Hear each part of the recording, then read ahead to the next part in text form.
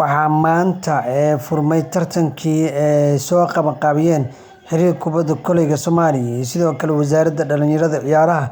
Tartankaas oo lagu maamuusayay Maalinta Nabadda Adduunka ayaa waxaa lagu daafuray kooxaha Gift Stars iyo sidoo kale kooxda Horseed. Ciyaartan ayaa waxa ay ka dhacday garoonka weyn ee kubadda kolayga ee Wish Stadium. Ciyaarta ayaa bilowgii hore waxaa gacan sareysay wiilasha kooxda Gift Stars oo ku hogaaminayay qaybta hore 26 iyo 22. Qaybta labaad ayaa labada kooxood waxa ay soo bandhigeen ciyaar aad loo riyaaqay oo markaasi labada koox ay ku hardamayeen tartankan ee xiisaha badan. Ugu dambeyntii ciyaarta ayaa waxa ay ku soo idlaatay 53 iyo 51.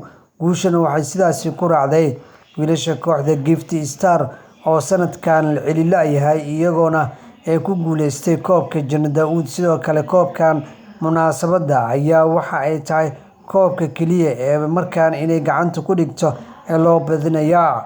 Laakiin kooxaha kale Horseed iyo Hegan iyo Dekedaha oo tartankan kula loolamaya ayaa iyagana aad u xiiso badan oo doonaya in tartankan ay ku guuleystaan. Dhanka kale ciyaartoyda Gift ee kubadda kolayga ee gabdhaha ee dhawaan ka qayb galay ciyaaraha Arab Cup ayaa lagu soo dhaweeyay magaalada Melbourne ee dalka Australia.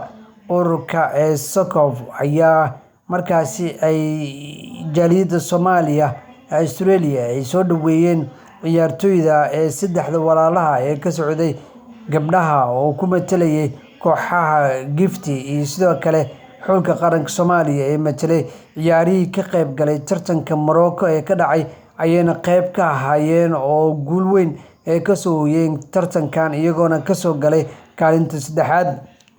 Waxaa soo dhaweeyay xildhibaan Cabdiraxmaan Maxamed Sheekh oo markaasi ka mid ah xildhibaanada